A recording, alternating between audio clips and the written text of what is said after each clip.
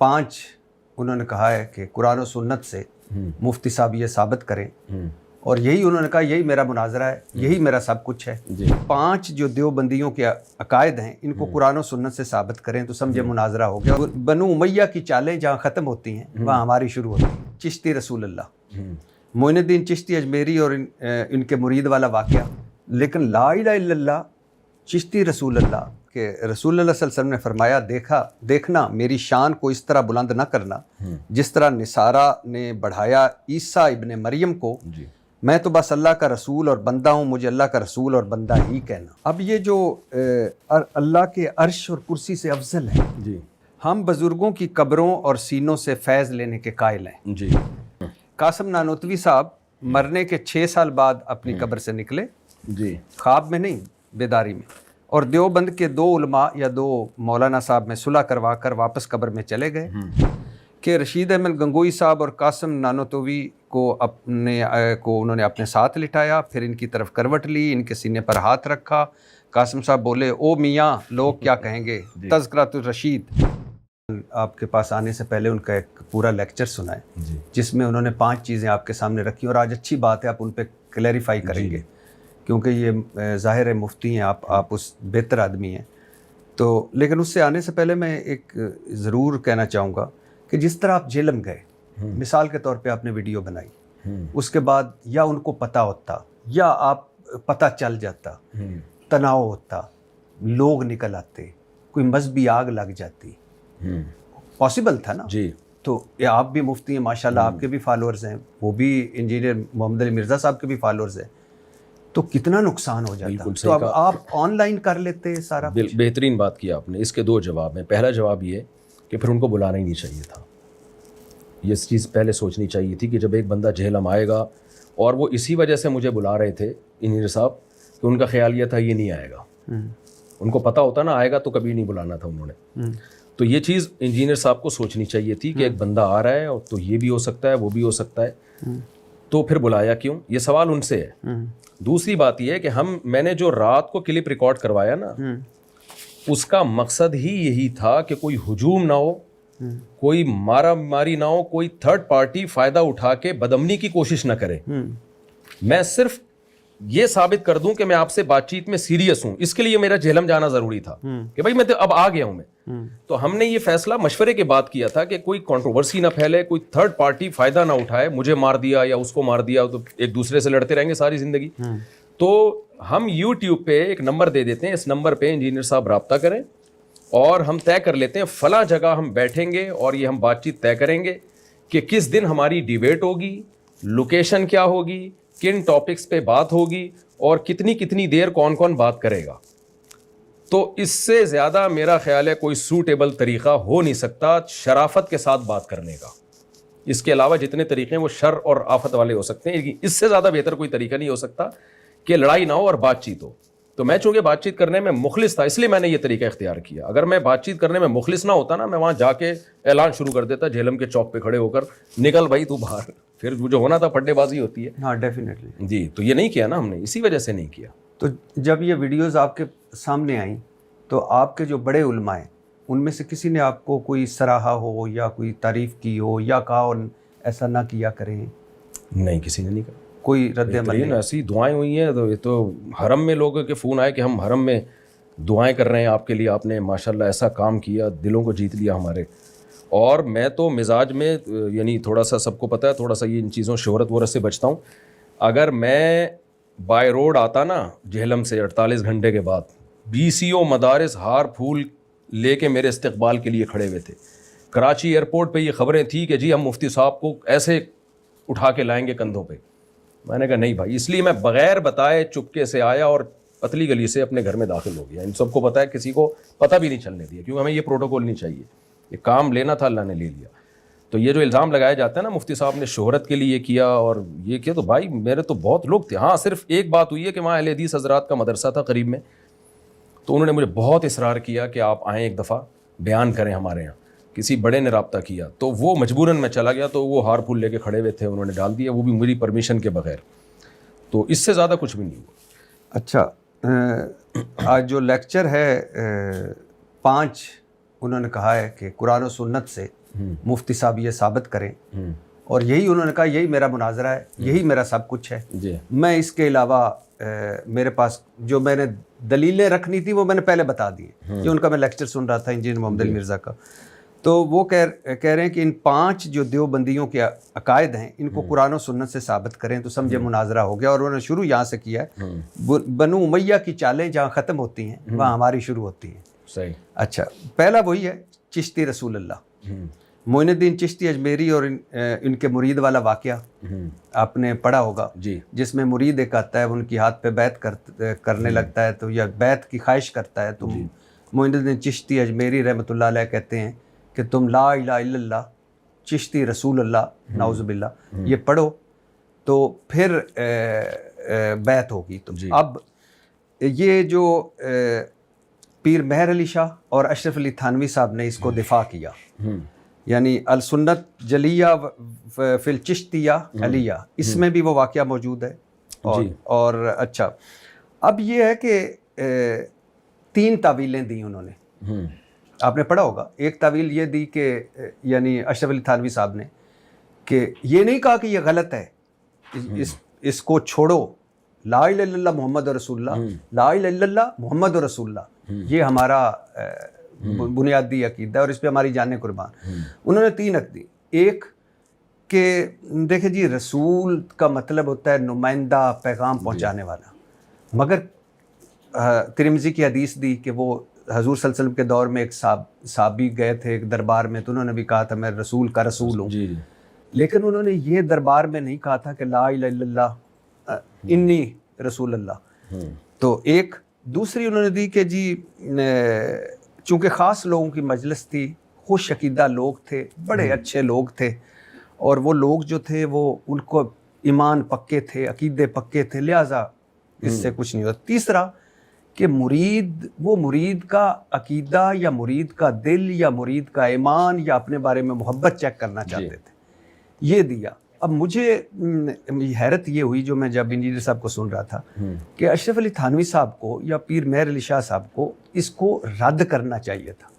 یہ ہے وہ پہلا، وہ کہتے ہیں کہ اس کو قرآن اور سنت سے ثابت کریں کہ یہ کلمہ۔ دیکھیں کچھ چیزیں اتنی واضح ہوتی ہیں کہ ان پہ رد کرنے کا مطلب آپ اس کو متنازع بنا رہے ہو۔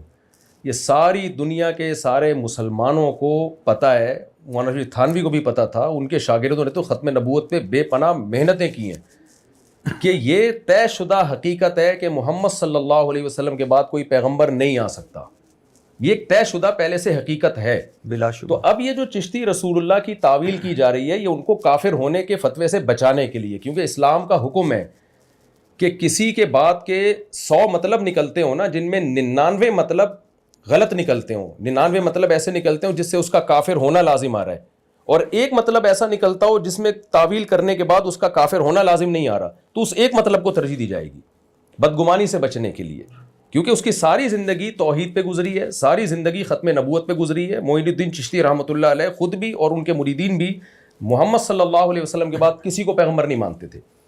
تو یہ تعویل جو میں اپنے الفاظ میں ذرا دوبارہ کر دیتا ہوں، جاعل الملائکۃ رسولا، قرآن کیا کہتا ہے؟ اللہ نے فرشتوں کو رسول بنایا، تو کیا فرشتے نبی ہوتے ہیں؟ یہاں رسول لغوی معنی میں ہے، لغوی، لغت کا مطلب کیا ہے؟ میں بات پہلے پوری کمپلیٹ کر لوں پھر آپ بتائیے۔ رسول لغوی معنی میں ہے، یعنی لغت کے لحاظ سے کوئی بھی نمائندہ ہوتا ہے اس کو رسول کہا جاتا ہے۔ رسول کے ایک اصطلاحی معنی ہے، اصطلاح میں رسول پیغمبر کو کہتے ہیں، تو پیغمبر محمد صلی اللہ علیہ وسلم کے علاوہ کسی اور کو اصطلاحی معنی میں رسول ماننے سے انسان کافر ہو جاتا ہے۔ تو معین الدین چشتی وہ امتحان لے رہے تھے کہ یہ میرا مرید جس کو میرے بارے میں پتہ ہے کہ میں ختم نبوت کے عقیدے کا حامل ہوں، میں جب چشتی رسول اللہ کا لفظ بولتا ہوں تو یہ فوراً بدگمان ہو جاتا ہے، یا یہ بولتا ہے کہ یہ معین الدین چشتی ظاہر ہے مسلمان ہے، اللہ کے ولی ہیں، یہ اس کی تعویل کرتا ہے۔ تو یہ امتحان لینے کے لیے انہوں نے اس سے کہا، جو ہماری نظر میں ٹھیک نہیں ہے۔ کسی مرید کو آپ ایسی آزمائش میں نہ ڈالیں کہ جس سے جو ہے اس کا ایمان خطرے میں پڑ جائے اور پھر بعد میں اس کی تعویلات کرنی پڑیں۔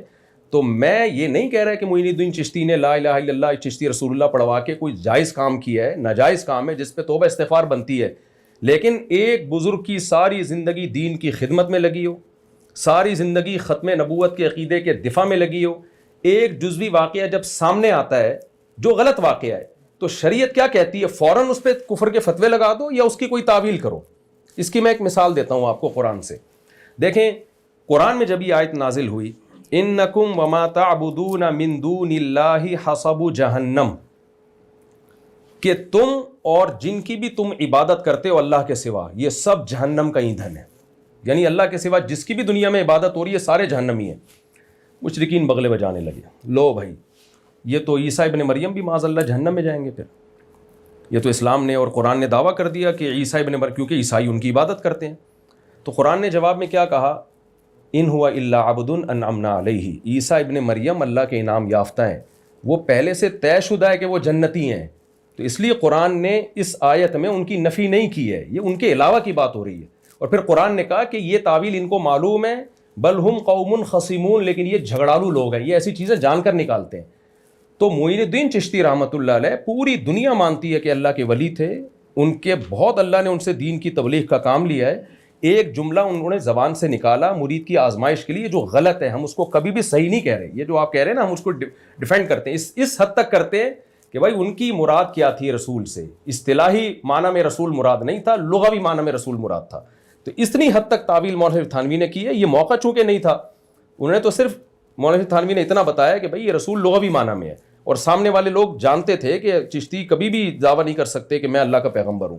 سامنے والے کو معلوم ہوتا ہے کہ بھائی یہ کیوں نبوت کا دعویٰ کریں گے، ان کی زندگی نبی صلی اللہ علیہ وسلم کی محبت میں گزری. اور اسی واقعے کے بعد معین الدین چشتی نے کہا کہ میں ادنا سا غلام ہوں، میں کبھی بھی نہیں یہ دعویٰ کر سکتا کہ میں اللہ کا پیغمبر ہوں. اسی مجلس میں وہ اس کا مطلب بھی بتا رہے ہیں. آپ اس جملے کو پکڑ کے بیٹھ گئے چشتی رسول اللہ. لیکن اگر آپ اس کو پکڑ کے بیٹھے ہیں تو میں پھر انجیل علی مرزا سے سوال کرتا ہوں کہ پھر آپ ان کو کافر کہیں.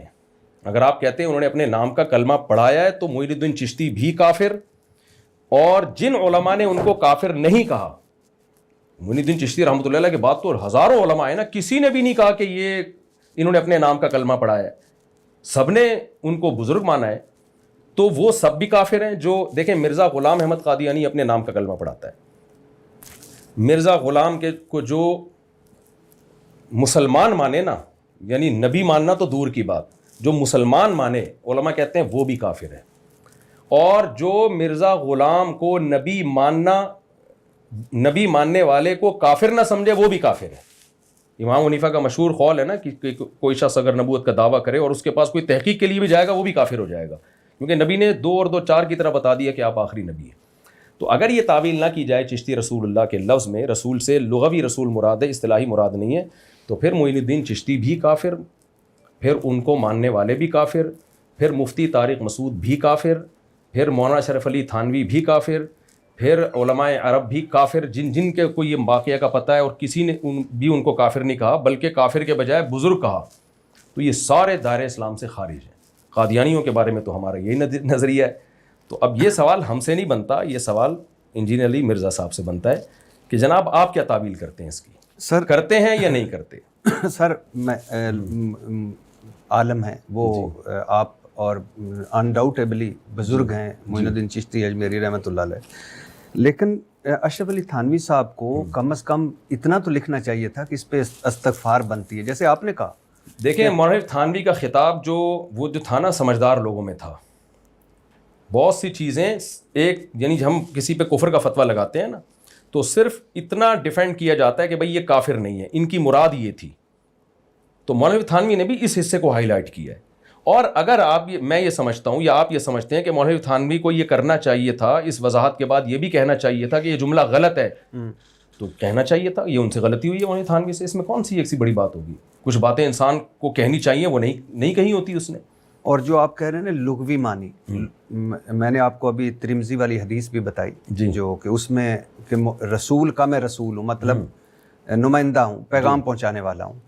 لیکن لا الہ الا اللہ چشتی رسول اللہ، لا الہ الا اللہ صرف محمد رسول اللہ جی، جس پہ آپ کی میری انجینئر صاحب ساروں کی جانیں قربان ہمارے. جی تو ہمارا تو اگر وہ لا الہ الا اللہ شروع میں نہ لگاتے نا پھر تو غلطی نہیں ہوتی نا. تو وہ ہم تو مان رہے ہیں کہ غلطی ہوئی ہے ان سے، ہاں، اور اس غلطی کی بیس غلط نہیں تھی. بیس مرید کا امتحان لینا تھا کہ جلدی بدگمان ہو جاتا ہے یا تعویل کرتا ہے. سر یہ بیس غلط نہیں تھی، ہوئی غلطی ہے، تو ہم اس غلطی کو ڈیفینڈ نہیں کر رہے ہیں. جی سر. کام انہوں نے غلط کیا. کسی پیر کو اپنے مرید کا ایسا امتحان لینا جائز نہیں ہے. تو اگر وہ لا الہ الا اللہ شروع میں نہ لگاتے پھر تو رسول کا معنی تو لغوی معنی میں تو رسول اللہ تو سب کچھ ہے نا, وہ پھر آزمائش کہاں سے ہوتی مرید کی؟ یہ تو آزمائش جب لا الہ الا اللہ شروع میں لگایا.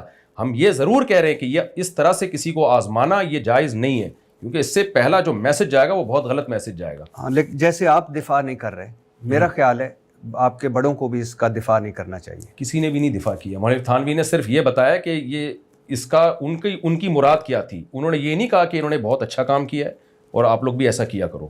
اگر وہ اس کو اچھا کام سمجھ رہے ہوتے تو دوسروں کو بھی ترغیب دیتے کہ اپنے مریدوں کو اس طریقے سے آزمایا کرو.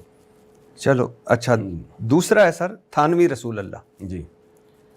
اب الامداد رسالے میں جی ایک مرید نے خط لکھا کہ خواب میں بھی میں نے پڑھا, بیداری میں بھی پڑھا, اور کہ یعنی یہ میں تو یہ کہنا بھی نہیں چاہتا تھانوی رسول اللہ یا تو, اور انہوں نے آگے سے لکھا تھانوی صاحب نے, اشرف علی تھانوی صاحب نے, تمہارا پیر متبع سنت ہے. متبع سنت کیا مطلب ہوتا ہے متبع سنت؟ میں آپ کو پورا بتاتا ہوں.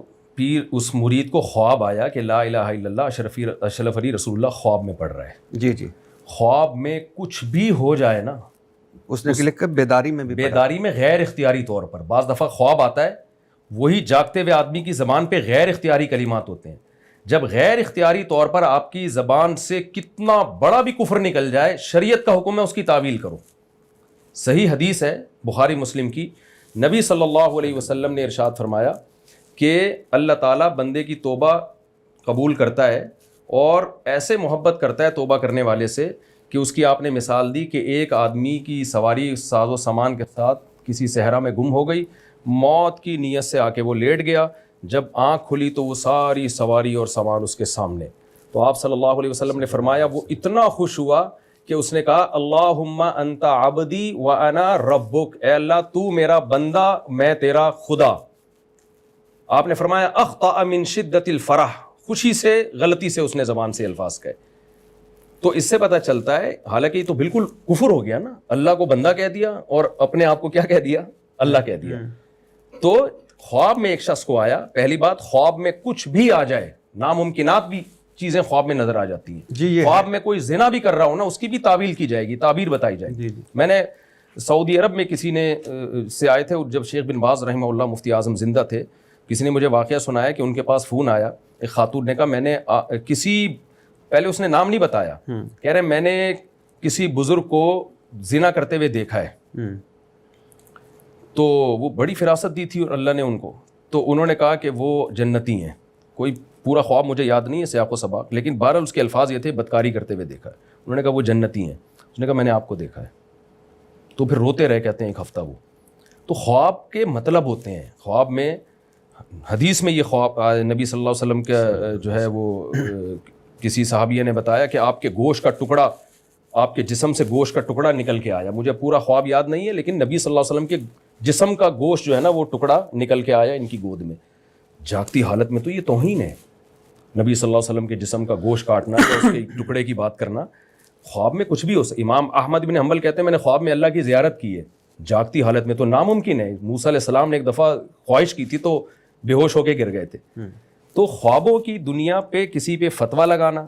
اچھا دوسری بات یہ, وہ کہہ رہا ہے مجھے خواب آیا ہے اور اس قدر ذہنی ٹینشن میں ہے, اگر اس کا عقیدہ خراب ہوتا وہ اٹھ کے ہنستا کھیلتا اچھلتا کودتا کہ بتاتا کہ پیر صاحب آپ کی عظمت کو سلام, مجھے خواب آیا کہ لا الہ الا اللہ اشرفی رسول اللہ. آگے اس نے وہ خواب سنا رہا ہے اور بیداری میں غیر اختیاری طور پہ اس کی زبان سے وہی خواب والے کلمات نکل رہے ہیں. تو ایسے شخص کو جو اتنا زیادہ گھبرایا ہوا ہو اور اس کو ڈر ہو کہ میں کافر تو نہیں ہو گیا, تو شریعت بھی کہتی ہے ایسے شخص کو ایسی تعبیر بتاؤ جس سے وہ خوش ہو جائے, جس سے وہ مطمئن ہو جائے.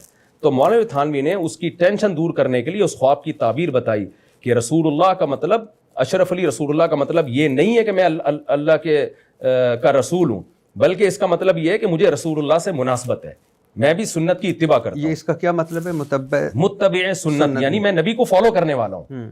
اگر وہ ختم نبوت کے منکر ہوتے تو وہ کہتے ہیں بالکل بہترین خواب آیا تمہیں, میں ہوں اللہ کا رسول. یہ بھی تو کہہ سکتے تھے کہ یہ شیطانی خواب ہے, اچھا یہ غلط خواب ہے, یہ ایسا نہ دیکھو تم بھی وہ بے ہوش ہو کے گر جاتا, اس کو تو لگ رہا تھا کہ یہ غلط خواب ہے نا, اور اتنا گھبرایا ہوا تھا وہ. سر کیسی بات کرتے ہیں, میں مجھے نبی صلی اللہ علیہ وسلم اس شخص کو یہ بھی تو کہہ سکتے تھے کہ جس نے غلطی سے کہہ دیا کہ اللہ تو میرا بندہ اور میں تیرا خدا, کہہ دیا نا, تو یعنی خواب تو وہ ہے کہ جس میں میرا کوئی کنٹرول نہیں. جی میرا تو نہیں کنٹرول نا, میں اٹھتا ہوں مجھے عجیب و غریب خواب آتے ہیں, میں استغفار کرتا ہوں, رسول اللہ صلی اللہ علیہ وسلم کی دعا ہے خواب زائل کرنے والی. تو آپ اشرف علی تھانوی صاحب ان کو کہتے ہیں یہ دعا پڑھو, یہ استغفار کرو, تم بھی استغفار کرو, میں بھی کرتا ہوں, یہ لا الہ الا اللہ اور محمد رسول اللہ ہے. دیکھیں بلاغت پتہ ہے کسے کہتے ہیں, کون الکلامی. یہ پوڈ کاسٹ میں تو یہ باتیں اچھی لگ رہی ہیں, لیکن آپ کے پاس ایک شخص گھبرایا ہوا آئے اور آپ اسے, یعنی وہ اپنے بارے میں اپنے ایمان پہ اس کو خطرہ ہے کہ مجھے ایسا خواب کیوں آیا, تو ایسے موقع پہ بلاغت کہتے ہیں کون الکلامی مطابقا لمقتضی الحال, جو سچویشن چل رہی ہے اس کے حساب سے بات کرنا. سر مذہب تو سچویشن نہیں دیکھتا. بالکل 100% مذہب سچویشن دیکھنے کا حکم دیتا ہے. نبی صلی اللہ علیہ وسلم کے پاس ہم دیکھتے ہیں آپ صحابی کی حالت کو دیکھ کر اس کے حساب سے بیان دیا کرتے تھے. عبداللہ بن عباس کے پاس ایک شخص آیا اور اس نے مسئلہ پوچھا کہ کیا زانی کی توبہ قبول ہوگی. عبداللہ بن عباس کو اندازہ ہو گیا کہ زنا کرنا چاہتے ہیں, انہوں نے فرمایا زانی کی توبہ قبول نہیں ہے, زانی کے بارے میں یا قاتل کے بارے میں. تو سچویشن دیکھ کے اس کو مسئلہ بتایا, حالانکہ توبہ تو زانی کی بھی قبول ہے, قاتل کی بھی قبول ہے, لیکن بھائی ان کو معلوم ہے کہ یہ اس توبہ سے ناجائز فائدہ اٹھا رہا ہے. اور عالم کا کام ہوتا ہے سچویشن دیکھ کے اس کی بات کا مطلب بتائے. مولوی تھانوی اگر اسے کہہ دیتے کہ یہ خواب غلط ہے, اس نے مر جانا تھا, اس کو تو لگ رہا تھا کہ یہ غلط ہے, تو اس کو تعویل بتائی انہوں نے کہ اس کا یہ مطلب ہے. اگر وہ اپنے نام کا کلمہ پڑھانا ہوتا نا تو خواب کی تعبیر میں یہ نہیں کہتے کہ میں نبی کی اتباع کرنے والا ہوں. خواب کی تعبیر میں کہتے کہ یہ اچھا خواب ہے, بالکل بہترین خواب ہے, اور اسی پہ قائم رہنا, کسی کو بتانا نہیں, بس یہ میرا اور آپس کا تمہارا آپس کا معاملہ ہے کہ مجھے اللہ نے تمہیں میرے بارے میں کہہ دیا کہ میں اللہ کا رسول ہوں. ٹھیک ہے, انہوں نے اس کو ایک تسلی کے لیے خواب کی ایک تعبیر بتائی, اور اس کے آخر میں یہ بھی لکھا کہ مجھے اس تعبیر پر اصرار نہیں ہے, ہو سکتا ہے یہ تعبیر میں جو بتا رہا ہوں غلط ہو. ویسے میں یہ بھی انہوں نے لکھا کہ ہو سکتا ہے یہ غلط. آپ مفتی ہیں, عالم ہیں, بہتر جانتے ہیں. خواب ہر قسم کے آتے ہیں, شیطانی خواب بھی آتے ہیں, اور خوابوں کے بارے میں قرآن بھی کہتا ہے کچھ سچے خواب ہوتے ہیں, کچھ آگے کے خواب ہوتے ہیں. حضرت یوسف علیہ السلام کا ہمارے سامنے پورا واقعہ ہے. میرا خیال ہے, میں اس قابل نہیں ہوں, لیکن مجھے ایسا لگتا ہے کہ ان کو کہنا چاہیے تھا کہ تم بھی استغفار کرو, میں بھی, اور یہ تمہارا قصور نہیں ہے, یہ شیطانی خواب ہوتے ہیں جو آتے ہیں, شیطان چالیں چلتا ہے, اور تمہارا کوئی قصور نہیں ہے, تم تو سوئے ہوئے تھے. جی بہرحال سر نہیں, یہ بھی میں آپ کی بات دیکھیں, ہمیں نبی صلی اللہ علیہ وسلم کی سیرت میں کیا ملتا ہے. ایک صحابی نے سے گناہ ہوا, وہ نبی کی خدمت میں آئے, اور گناہ بھی جو ایک بڑا گناہ سمجھا جاتا ہے, نبی کی خدمت میں آئے, گھبرائے ہوئے تھے, پریشان تھے, نماز پڑھی اور آئے, یا رسول اللہ مجھ سے یہ گناہ ہوا ہے. آپ نے فرمایا تم نے ہمارے ساتھ نماز پڑھی ہے؟ فرمایا ہاں. کہا تم نے قرآن میں نہیں پڑھا کہ ان الحسنات یذھبن السیئات, نیکیاں برائیوں کو کھا جاتی ہیں. اب مجھے بتاؤ کوئی نبی کو معاذ اللہ یہ مشورہ دے سکتا ہے کہ یا رسول اللہ پہلے آپ ان کو بتاتے تم نے گناہ کیا ہے, نماز تو تم فجر کی بھی پڑھی تھی, ظہر کی بھی پڑھی تھی, گناہ نہیں کرتے تو بھی پڑھتے, گناہ کرتے تو بھی پڑھتے. لیکن نبی نے ان کو تسلی دی ہے کہ تم نے نماز پڑھی ہے تو اب ٹینشن لینے کی ضرورت نہیں ہے. کیوں تسلی دی؟ آپ کو یہ معلوم تھا اس سے غلطی ہوئی ہے, اس کو ندامت ہوئی ہے اس غلطی پر, اب مزید ندامت دلائی جائے تو یہ نا امیدی اور مایوسی پھیلے گی. تو ہمیں نبی کی سیرت میں یہ سب چیزیں ملتی ہیں. تو وہ گھبرا رہے, آپ پوری وہ الامداد کی عبارت پڑھیں, وہ ٹینشن عذاب میں آیا ہوا تھا وہ شخص. تو ایسے موقع پہ خواب کی مناسب تعبیر بتا کے, اور تعبیر ایسی جس سے ختم نبوت کا عقیدہ مضبوط ہوتا ہے اور اپنا رسول اللہ کی نفی ہوتی ہے کہ میں اللہ کا رسول نہیں ہوں. اور پھر میں وہی سوال کروں گا, انجینئر نے یہاں دو گڑبڑیں کی ہیں. جب انجینئر صاحب نے پہلی دفعہ یہ دعویٰ کیا تھا نا اشرف علی رسول اللہ والا, جی تو خواب کا تذکرہ نہیں کیا تھا, بلکہ اس نے مولانا تھانوی پہ الزام لگایا کہ انہوں نے اپنے نام کا کلمہ پڑھایا ہے. سوال پیدا ہوتا ہے, آپ کسی پر اتنا بڑا الزام لگا رہے ہو, خواب کا واقعہ آپ ایسے پیش کر رہے ہو کہ جیسے انہوں نے ہوش و حواس میں جاگتی حالت میں یہ کہا ہو. اس کا آپ کے پاس کیا جواب ہے؟ کیا شریعت کسی پہ تحقیق کے بغیر جھوٹا الزام لگانے کی اجازت دیتی ہے؟ تو آپ نے الزام کیوں لگایا؟ یہ تو جب ہم نے جواب ریکارڈ کروایا نا کہ خواب کا واقعہ ہے, تو پھر پینترا بدلا انجینئر صاحب نے کہ جاگتی حالت میں بھی کہا ہے, حالانکہ وہ جاگتی حالت میں بھی غیر اختیاری کہا ہے. تو انجینئر صاحب کو پہلے پوری بات بتانی چاہیے تھی کہ خواب آیا, اور پھر وہی خواب جب بیداری میں غیر اختیاری طور پر اس کی زبان سے یہ کلمات نکلے ہیں. یہ سب چیزیں انجینئر حذف کیوں کر گیا؟ ٹھیک ہے نا, تو یہ سوال ادھر بنتا ہے. جتنا الزام بنتا ہے آپ اتنا لگائیں نا. پھر اس میں ہم اختلاف رائے کریں گے کہ الزام بنتا ہے کہ نہیں بنتا، دو رائے ہو سکتی ہے. لیکن آپ تو پورا واقعی توڑ موڑ کے لوگوں کے سامنے بیان کر رہے ہیں، جو حقیقت ہے وہ بیان ہی نہیں کر رہے آپ. اور پھر انجینئر سے میرا سوال یہ ہے، وہی سوال جو چشتی رسول اللہ والے مسئلے پر ہے. اگر آپ یہ دعویٰ کرتے اور آپ نے درجنوں بار دعویٰ کیا کہ مولانا شہید تھانوی نے اپنے نام کا کلمہ پڑھایا ہے، تو آپ 2 اور 2 4 کی طرح بولو کہ وہ کافر تھے، ان کے ماننے والے کافر ہیں. مفتی طارق مسعود بھی معاذ اللہ کافر ہیں. میں تو بیعت ہوں مفتی رشید احمد صاحب تھے، وہ بیعت تھے مفتی عبدالغنی پھول پوری سے، اور وہ بیعت تھے مولانا تھانوی سے. مجھے تو تھانوی سلسلے میں اجازت بیعت ملی ہوئی ہے، میں تو ان کو بہت بڑا اللہ کا ولی مانتا ہوں. تو ہم سب کافر ہیں. پھر تو یہ آپ کیوں 2 طرف پینترے بدلتے ہو کہ ایک طرف کہتے ہو کہ اپنے نام کا کلمہ پڑھایا، دوسری طرف کہتے ہو کہ کافر نہیں تھے؟ تو یہ کھلا تضاد ہے. کہ خلیل احمد سہارنپوری مصنف ہیں اس کتاب کے، کتاب ہے المہند المغند جی، اور 35 علماء دیوبند کے دستخطوں والی کتاب ہے جی. اشرف تھانوی صاحب کا، آپ کے پیر و مرشد کا بھی اس میں نام ہے. صفحہ نمبر 18 ہے. رسول اللہ صلی اللہ علیہ وسلم کی قبر مبارک اللہ تعالیٰ کے عرش اور کرسی سے افضل ہے. جی. اور اب وہ حصہ، اب یعنی وہ جو تعویل ہے کہ وہ حصہ زمین جو نبی صلی اللہ علیہ وسلم کے جسم مبارک کو ٹچ کر رہا ہے، اس پہ وہ کہتے ہیں کہ نیچے تو سرخ چادر بچھائی گئی تھی، اوپر نبی صلی اللہ علیہ وسلم کا. لیکن بہرحال، اور ایک دوسری تعویل ہے کہ چونکہ رسول اللہ صلی اللہ علیہ وسلم اشرف المخلوقات ہیں، سب سے افضل ہیں، اور عرش کیا ہے؟ مخلوق ہے، تو لہٰذا وہ سب سے افضل. لیکن ایک تو کسی صحابہ کے پاس رسول اللہ صلی اللہ علیہ وسلم کا بال مبارک بھی تھا، جبہ مبارک بھی تھا، وہ ان کو دھون پلاتے بھی تھے، فیض یاب بھی ہوتے تھے. کسی صحابی نے یہ دعویٰ نہیں کیا. دوسرا ہے کہ بخاری میں ہے کہ رسول اللہ صلی اللہ علیہ وسلم نے فرمایا، دیکھنا میری شان کو اس طرح بلند نہ کرنا جس طرح نصارہ نے بڑھایا عیسیٰ ابن مریم کو. میں تو بس اللہ کا رسول اور بندہ ہوں، مجھے اللہ کا رسول اور بندہ ہی کہنا. جی. اب یہ جو اللہ کے عرش اور کرسی سے افضل ہے. جی دیکھیں، ہر عقیدوں کی 2 قسمیں ہوتی ہیں، پہلے تو یہ سمجھیں. انجینئر صاحب نے بھی ایک بھڑکی ماری ہے کہ ہر عقیدہ بنیادی ہی ہوتا ہے. یہ بات ہی بالکل غلط ہے. کچھ عقائد ایسے ہیں جو تواتر سے قرآن و حدیث میں بالکل 2 اور 2 4 کی طرح ثابت ہے، جیسے عقیدہ آخرت ہے، عقیدہ توحید ہے، عقیدہ ختم نبوت ہے. ان میں یعنی فرشتوں کا وجود، جو ہم جب کوئی غیر مسلم اسلام قبول کرتا ہے نا، آمنت باللہ و ملائکتہ و کتبہ و رسلہ والیوم الآخر والقدر خیرہ و شرہ من اللہ تعالی والبعث بعد الموت. یہ اسلام کے بنیادی عقائد ہیں. ان میں کوئی اختلاف کرے گا اسلام سے خارج ہو جائے گا. ان چیزوں کو شریعت نے بہت 2 اور 2 4 کی طرح بیان کر دیا ہے. کچھ عقیدے ایسے ہیں جن کو شریعت نے بیان نہیں کیا ہے، اس میں آپ کوئی بھی رائے رکھ سکتے ہیں جب تک کہ وہ کسی صحیح حدیث کے خلاف نہ ہو.